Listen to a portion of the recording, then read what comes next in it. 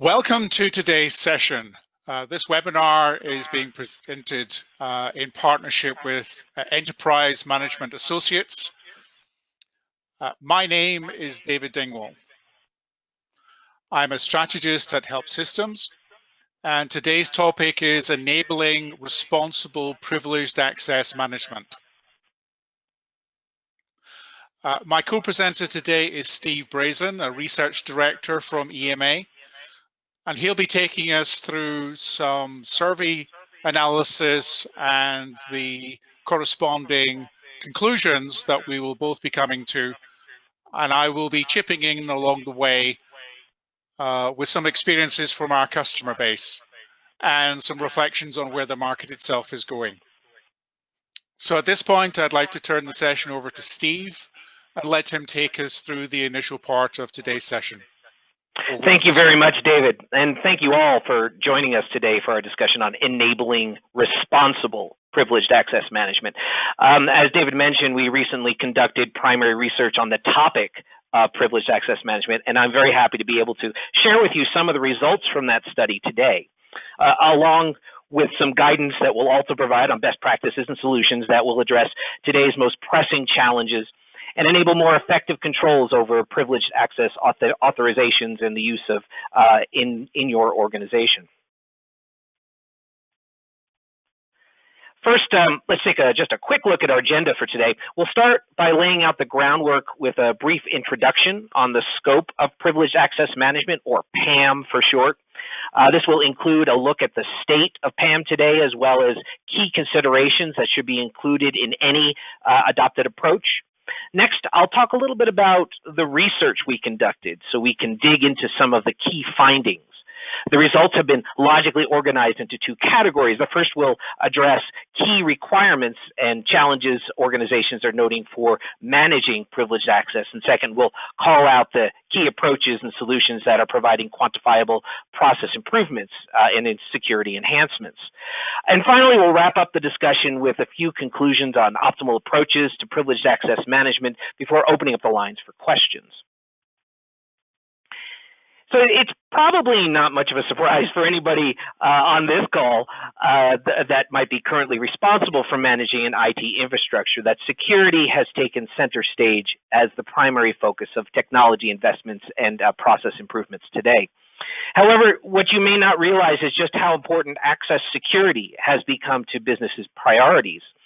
In a recent survey that we conducted, enabling secure access to IT services was overwhelmingly identified as the most critical IT requirement for supporting end-user computing.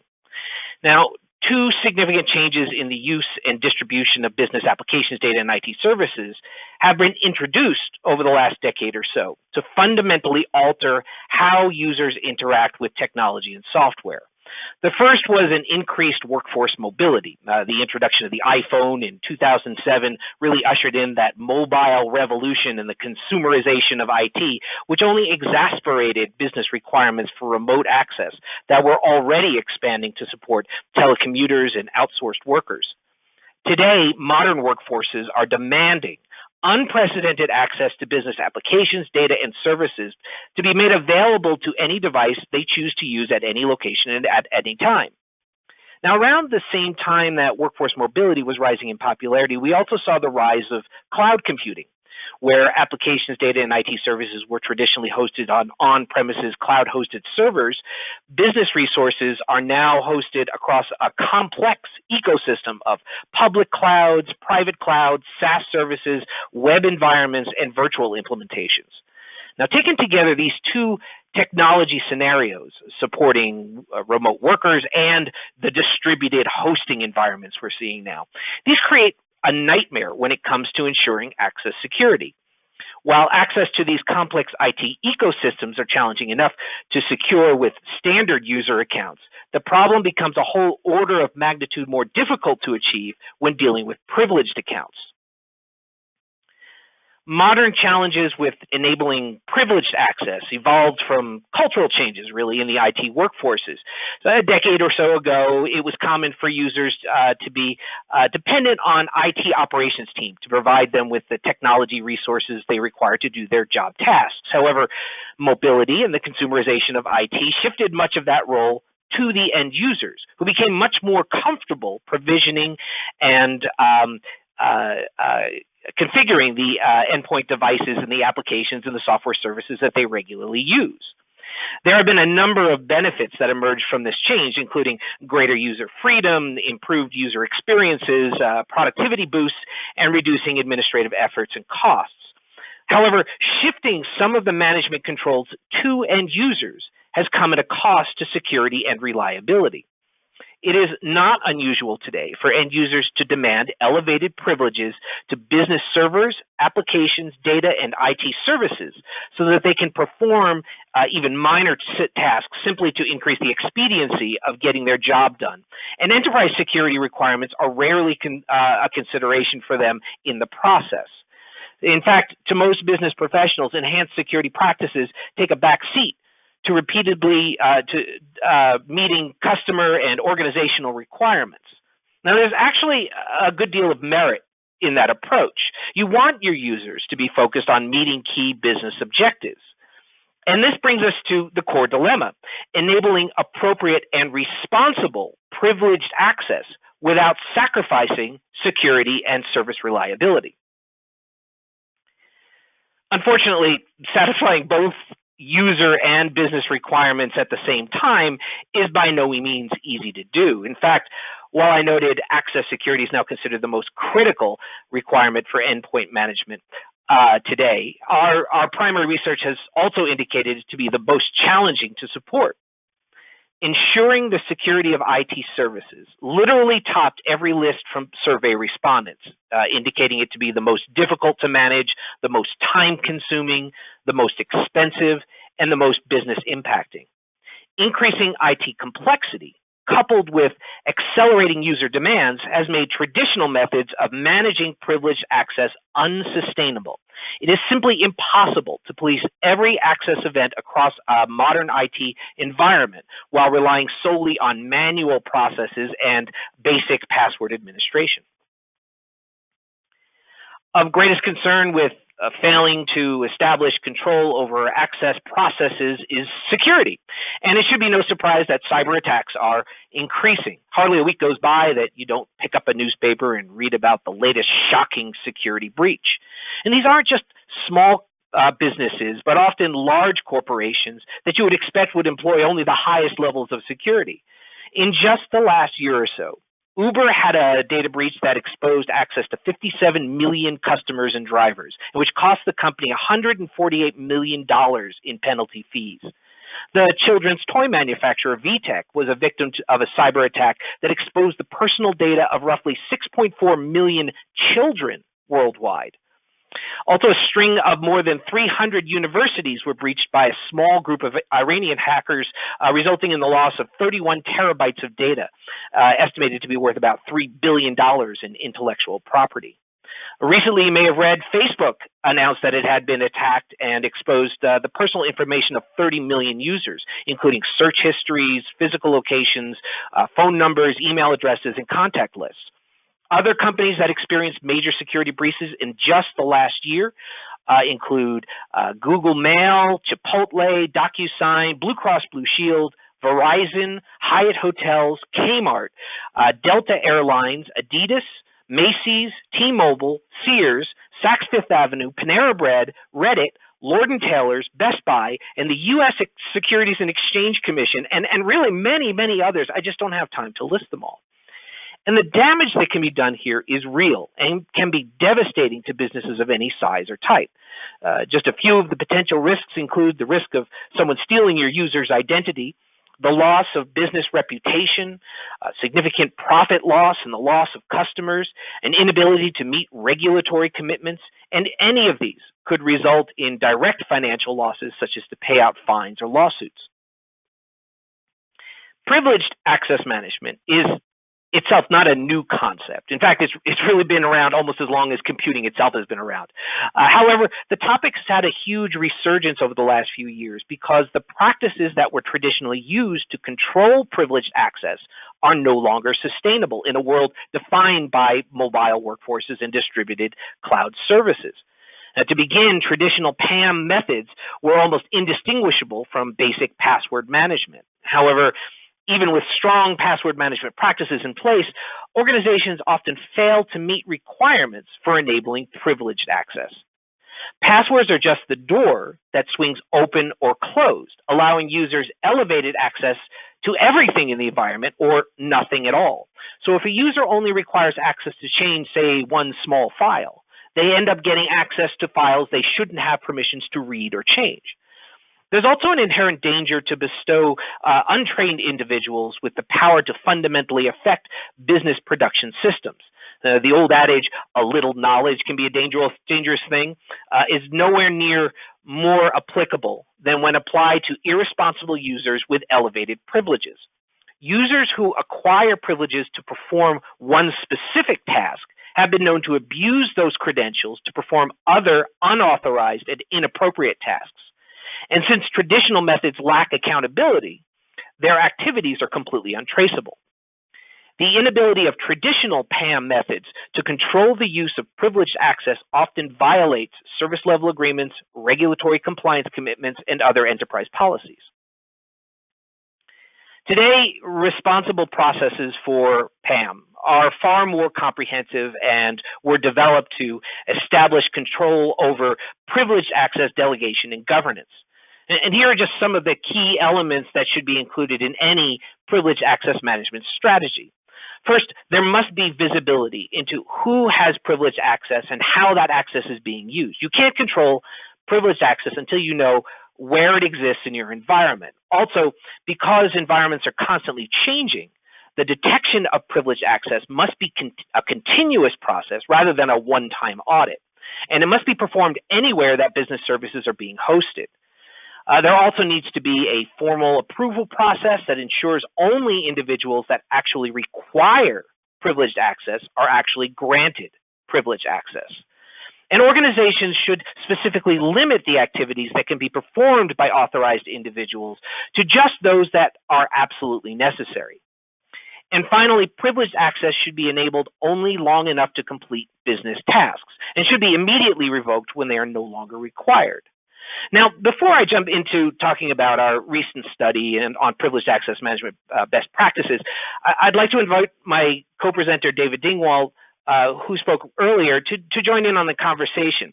As a senior cybersecurity strategist for HelpSystems, David brings a wealth of knowledge of real-world challenges and best practices that I think will greatly enhance our discussion. I should mention at this point that EMA recently recognized HelpSystems as a top 3 solution provider for privileged access management.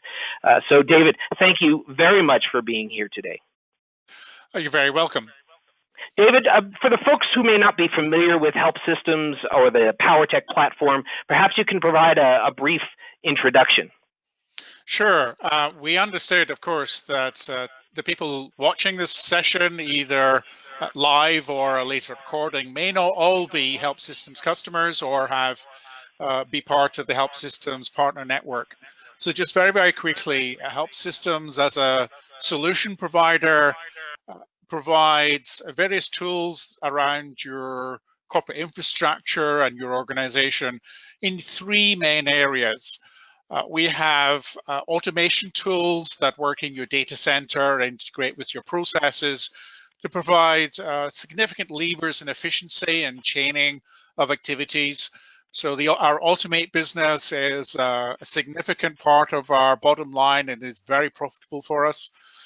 We have an information business around document management, but also a significant business about reporting and event management. That's a separate division. And then lastly, we have the cybersecurity practice, which I am part of. And the graphic in the middle of the slide just gives you an indication of some of the solution sets in our cybersecurity business with all kinds of tools and services. So we do vulnerability assessment, we do virus protection on some technology platforms that the enterprise virus vendors don't cover, but we cover as an addendum. We have a very profitable managed file transfer business as people are moving data transfer between their organizations and other parties, again, managed with policy. And then obviously in the area we're talking about today, we have a tool set and solution around identity and access management. It's one of its primary focuses is specifically privileged access management, auditability and control. So let's jump back to Steve and let him take you into the survey, and we'll probably be bantering back and forward, talking about some of the conclusions and thoughts as we go. Indeed, that's the whole point. We want to have a good conversation here. Thank you for that overview. That was very helpful, I think, for folks who may not be familiar. And I do want to state that from my perspective as an industry analyst, we are independent and objective. But I do recognize HelpSystems has been focusing on this challenges related to privileged access management. One of the reasons why we identified you as a key player in this field. So onto the research. As I mentioned earlier, we recently conducted primary survey-based research into the current state of privileged access management. In total, our survey netted 150 IT managers that were knowledgeable about privileged access controls in their organization. The respondents ranged from across a wide variety of industry types and sizes, and all the responses were carefully vetted for accuracy and charted with a 5% margin of error. Now, the full survey results have been published in a report that was titled Responsible User Empowerment, Enabling Privileged Access Management. While we weren't surprised to see general access security practices topping the list of security requirements, as this fact was previously confirmed in multiple research reports we had conducted earlier this year, we did note that the level of importance respondents placed specifically on privileged access management has been dramatically increasing. In fact, 79% of respondents indicated that they believe PAM is very important or critically important to their organization. What's also interesting is that we found this trend to be consistent across industry horizontals. So it's just as important to small businesses as it is to larger businesses. The need to protect sensitive business data was specifically cited as the primary reason for the increased interest, since suggesting that PAM is being adopted as part of a larger initiative for data loss prevention. Traditional methods for privileged access management are almost indistinguishable from basic password management processes. However, passwords and irresponsible users continue to be the weakest link in enterprise security. For example, while nearly all respondents indicated their organization has requirements for users to regularly change passwords, these time periods are often far too long and are often ignored by the users themselves. In fact, roughly 1/3 of respondents indicated their organization required password resets less frequently than every 6 months. Now, while this time period may sound acceptable for a regular user account, I'll remind you we are talking about passwords for privileged accounts, which should be much, much more stringent than as they are enable unfettered access to the most critical business data and IT resources. Now, this chart indicates the percentage of users that currently fail to meet currently adopted password reset requirements. Now, for instance, organizations with a weekly reset policy on average have 39% of users in violation. Not surprisingly, the trend is that the shorter the reset period, the greater the number of violations. The overall average indicates 21%, or about 1 out of every 5 users, is in violation of their company's policies. And that's only one factor in privileged password management. Even the most basic common sense password policies are not enforced in many organizations for privileged accounts. More than 1/3 of respondents indicated their organization fails to enforce requirements for strong passwords, while 40% do not prevent users from re-entering previously used passwords. Even worse, 57% of organizations reported they allow their users to share with their peers their passwords. A very basic step for any approach to PAM is the identification of existing privileged account users. However, if multiple individuals are accessing the same privileged account, it becomes impossible to determine who is responsible for inappropriate changes or data access. So with that in mind, David, let me bring you in on the topic. I'd be very interested in hearing your perspective. Why do you think organizations have such a hard time establishing strong password management policies? And what kinds of automation capabilities can organizations introduce to provide better enforcements of privileged password policies? Sadly, when you involve real human beings, people are fallible, but people also get tricked into habits.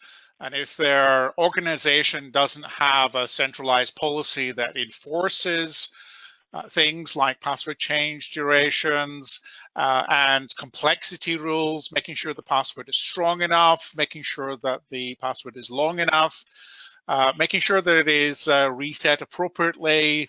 So for a privileged account, when it needs to be used, that access is taken away. Organizations can be very, very blind to the current situation they're in. We spend a lot of time taking our existing customer base and general prospects and consulting opportunities around the world. And for many organizations who've never needed to consider a PAM solution before, they're being audited for various compliance regimes that we're all having to look after now.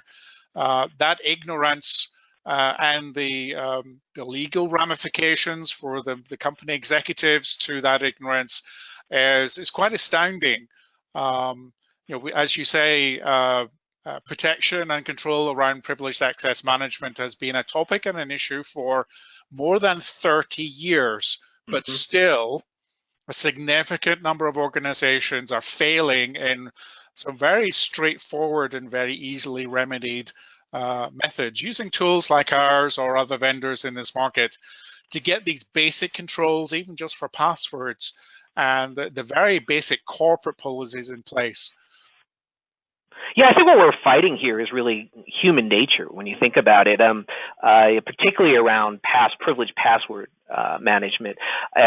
Human beings are just not equipped to memorize complex strings. They're not equipped to regularly remember to change passwords. They need support for enabling to do that. I think one of the mistakes I commonly hear in security management is to blame end users for doing stupid things. But I think that's the wrong way of doing it. The onus shouldn't be on the end user.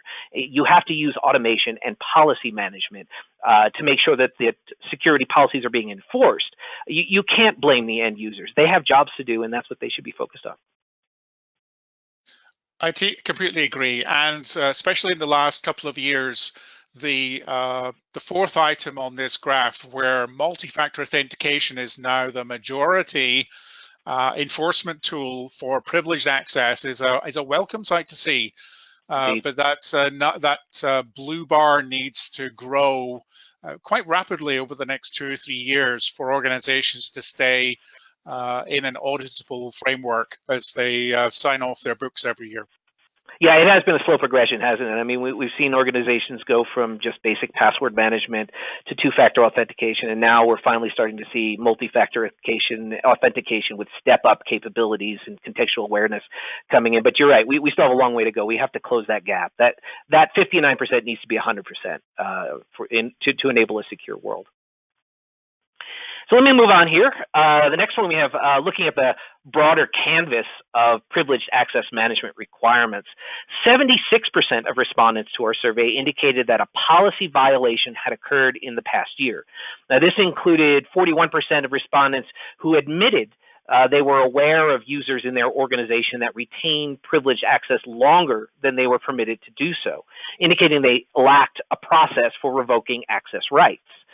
Of the respondents who indicated that they had experienced a PAM policy violation, 60% indicated that the failure had directly resulted in a security breach, either from a malware attack or compromised business data. Nearly 1/3 of respondents also indicated they experienced unexpected failures or performance problems on business servers. A number of even more business impacting consequences were also reported, including production environment downtime, damage to company reputations, and an inability to meet regulatory compliance, all of which may result in financial losses to the business or have even more been known to cause companies to collapse completely. And actually recovering from incidences of privileged access policy violations can be both costly, and time-consuming. On average, administrators spend roughly 9 hours dealing with the fallout of privileged access policy breaches, and respondents indicated it costs their organization on average more than $5,500 for each violation. Again, that's on average.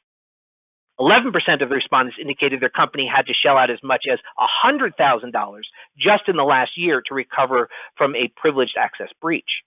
So, David, in your experience with your customers, do you find organizations usually adopt a more effective PAM solution only after a security violation has occurred? Or do you find that they're being more proactive in adopting solutions before an incident occurs? As you say, I've been involved in this space actually for 30 years. And in the past, it was only highly regulated companies who were implementing solutions like this out of the box. Organizations were bitten with violations, and of course their embarrassment was put on the front page of the Wall Street Journal. Then they would come running to the various PAM vendors to get themselves under control. Of course, the other long-running cost is once you go through a violation, the regulator for your market will have you on notice and will audit you more often, will potentially fine you significantly more if you have been breached in the past. That has changed in the last couple of years. Market changes and regulation tightening, and simple things like GDPR in Europe has changed the onus and responsibility very much into the boardroom, rather than to be IT or security operations to be responsible for what should be a key business process, although it's implemented in technology and the security policy is seen as a technology-related issue. That focus has changed, and we're seeing a significant number of organizations coming forward saying we have to have this. Let's be honest, because our auditors tell us we have to, otherwise they won't sign off our books. So it's certainly a lot more proactive.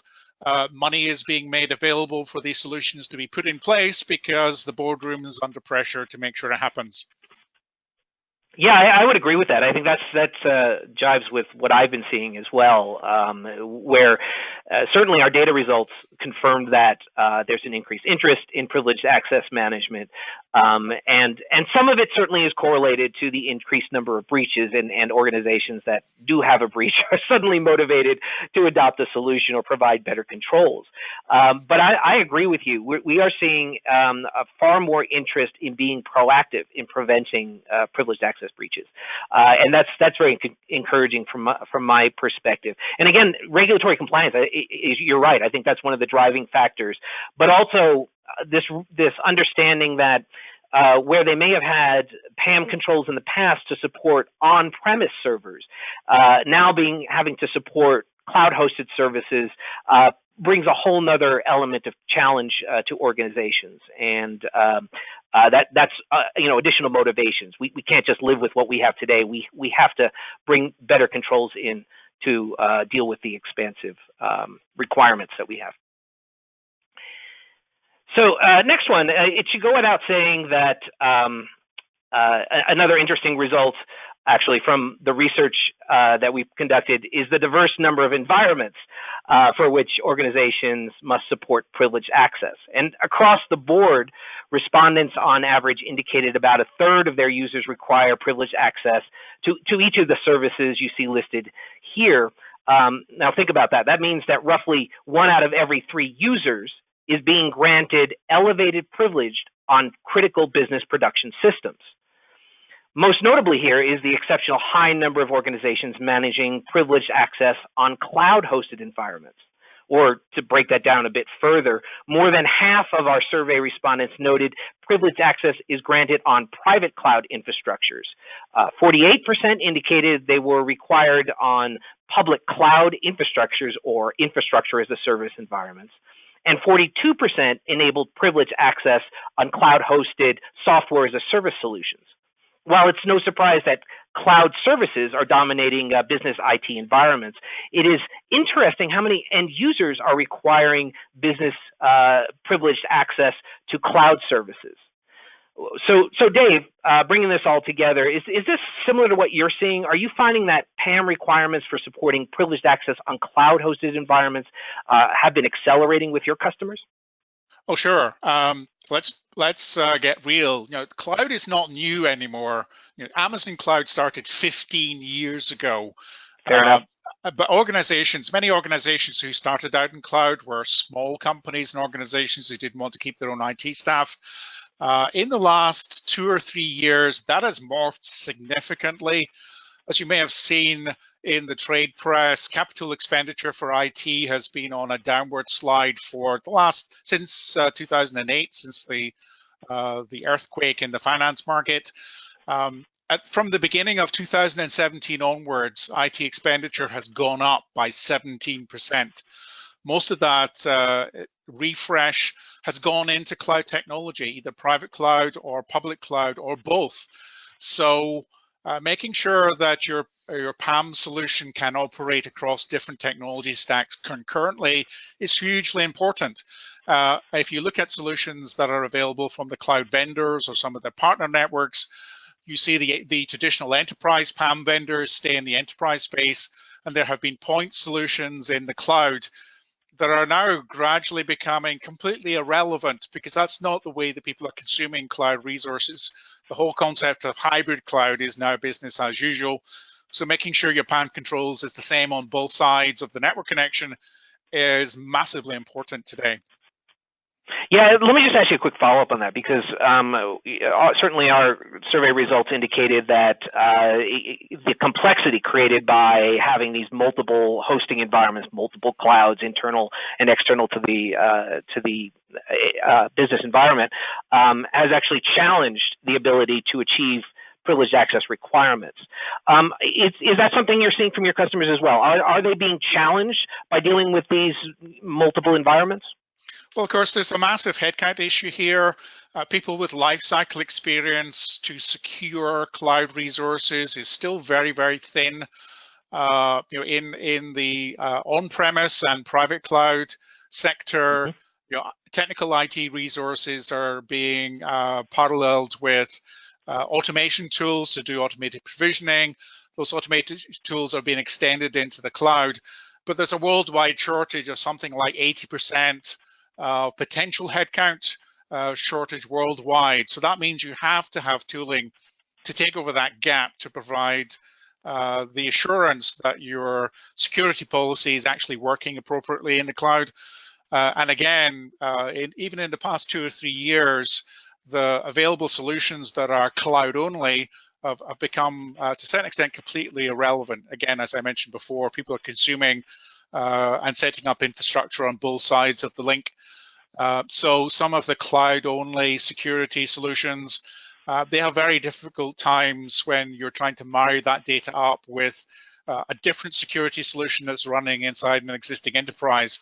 And to be able to explain any potential differences or to even prove that both sides are doing exactly the same thing becomes a significant quandary for organizations.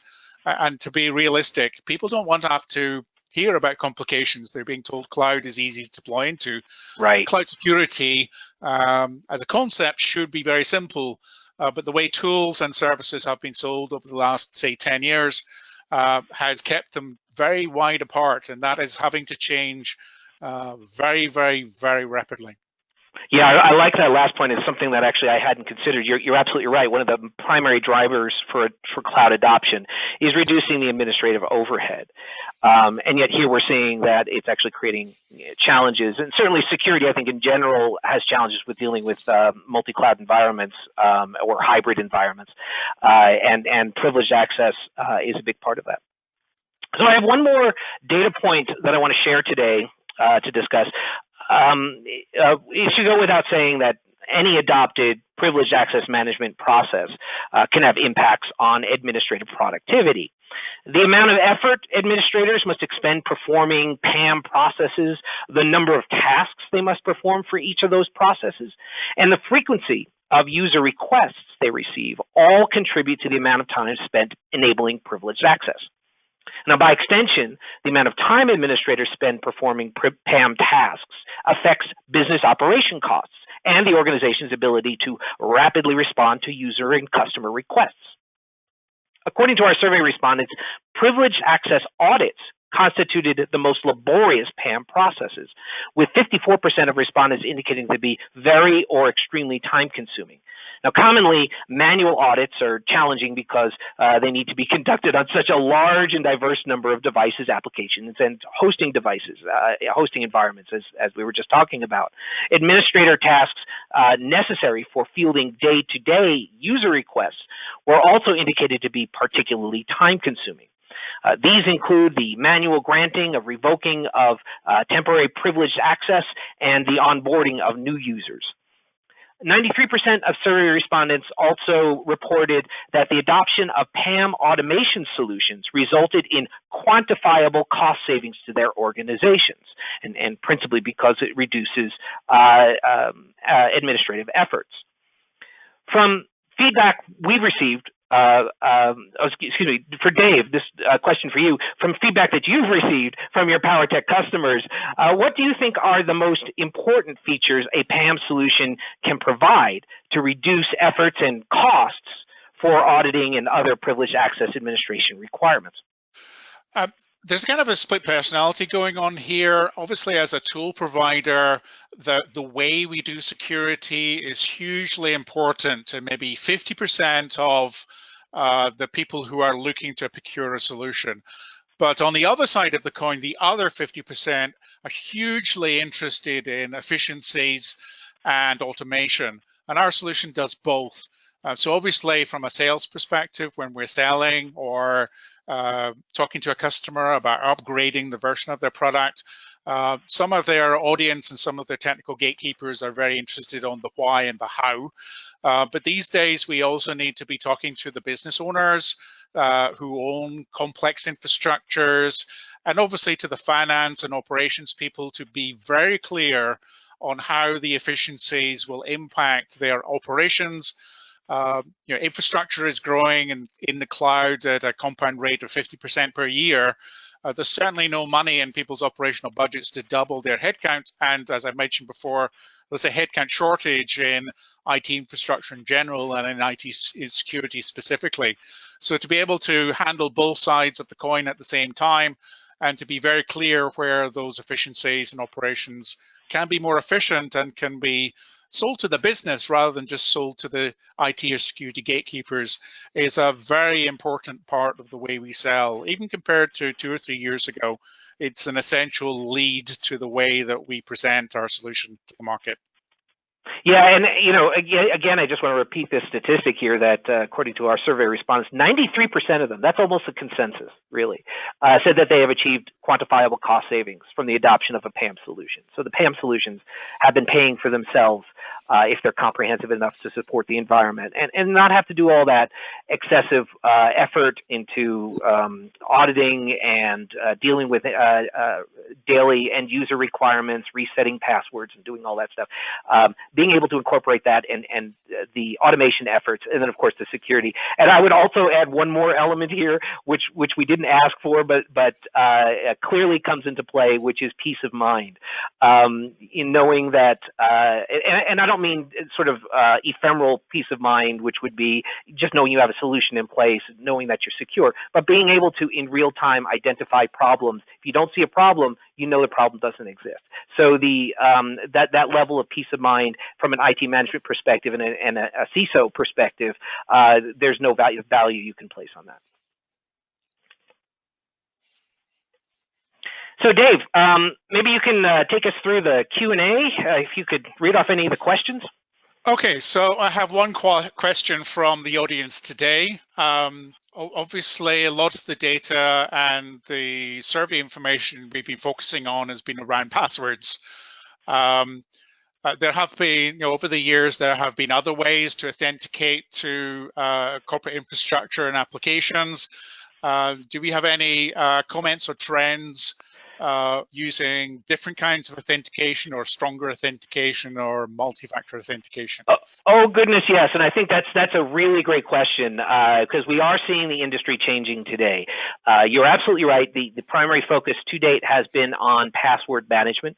In fact, and this is a conversation that goes beyond privileged access management to the broader topic of identity and access management, which is enabling access to all business services, not just the privileged services. And what we're seeing across the board is the adoption of alternatives to password or passwordless authentication solution. What becomes interesting is how that comes into play when you start talking about privileged access management. If you look at traditional IAM and where things have been changing on the endpoints, you look at face and finger recognition, for example, behavioral biometrics. There's a variety of different types of multi-factor authentication as well. Key cards, key chips, certificates, device authentication. All of that comes into play. Those are all different kinds of authentication that are used instead of or in addition to password management. When you talk to privileged access management, it's important to recognize that these are your most stringent requirements, right? So I'm not sure we're ready to take the password out at this point. However, utilizing alternative methods for multi-factor authentication as part of a step-up approach, in my opinion, is the optimal answer. So, in other words, to clarify that a little bit. If you're based on the contextual conditions of the requirement, a user inside the company on a secure network can access or utilize their privileged access. Maybe they only need to enter a password to get access to that. Now, if they're remote, they're working from the local Starbucks and they're going over a public cellular network to access sensitive systems and use their privileged access. Maybe under those conditions, you should have additional multi-factor authentication. And depending upon the level of risk that's associated with the resources being accessed and the conditions of the end user trying to access those resources, you add additional layers of confirmation of that user's identity. So there's a lot to unwrap there, I know, and far more than we have time to discuss. But your question is very poignant because you're right. The use of multi-factor authentication and passwordless authentication processes should be all incorporated. And I think from the concept of a PAM solution, it should have the ability to incorporate multiple types of authentication processes as part of a policy, as part of that step-up policy. David, what do you think about that? Yeah, I agree with the concept, and I'll talk a little bit more about how we handle that different authentication types with our solution shortly. I just wanted to chip in and focus on one type of authentication, which had the axe taken to it by the US government 3 years ago. That is OTP, one-time passwords. So you may have taken a password or got a PIN on your cell phone, which you then type in as an extra authentication to get into a service or application. In the past, there's been a significant change ever since the US government has said that OTP is intrinsically and architecturally weak and must not be used for any services sold to government.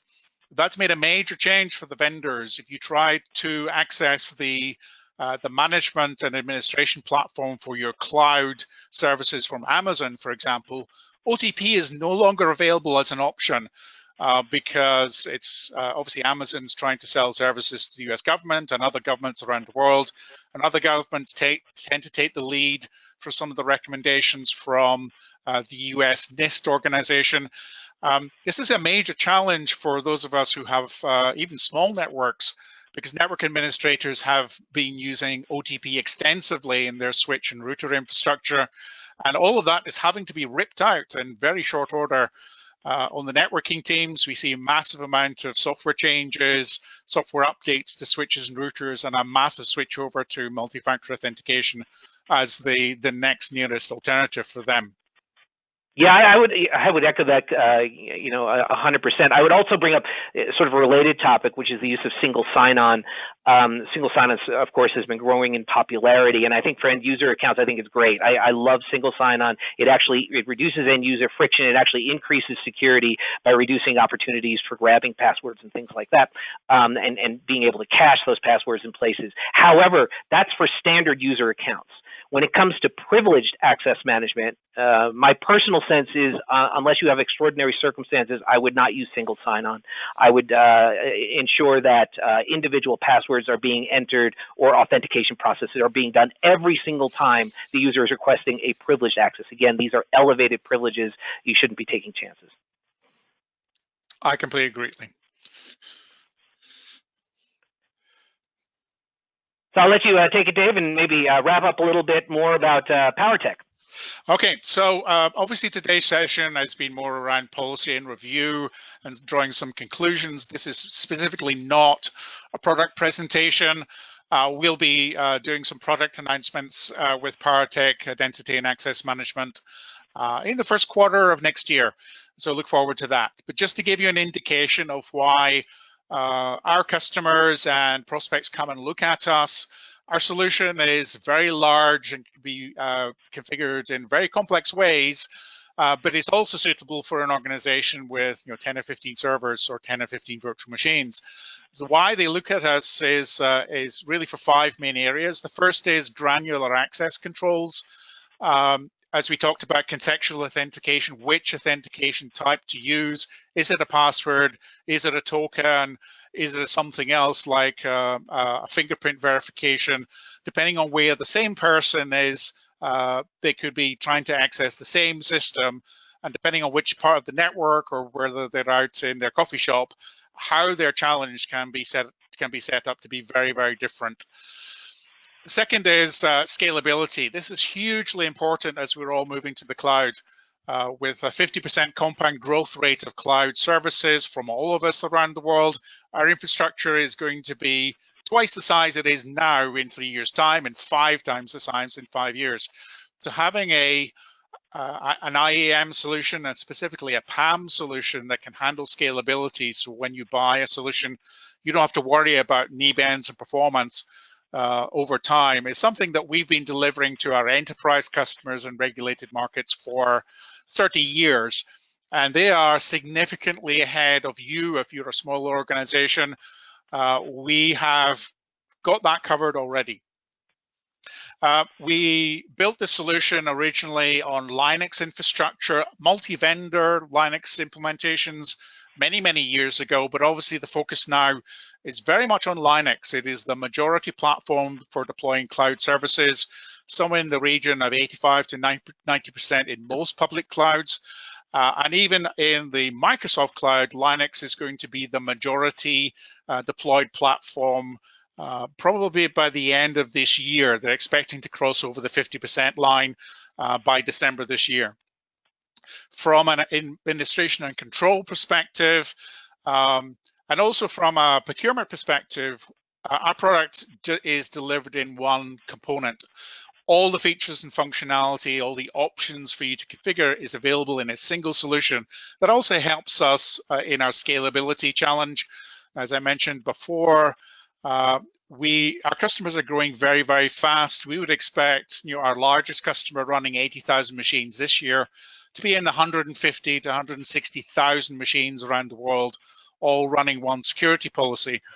If you are picking a PAM solution which has multiple components with multiple price points and they're integrated together, you don't really have a guarantee that it's going to scale and grow with you. So far, we haven't had issues around this.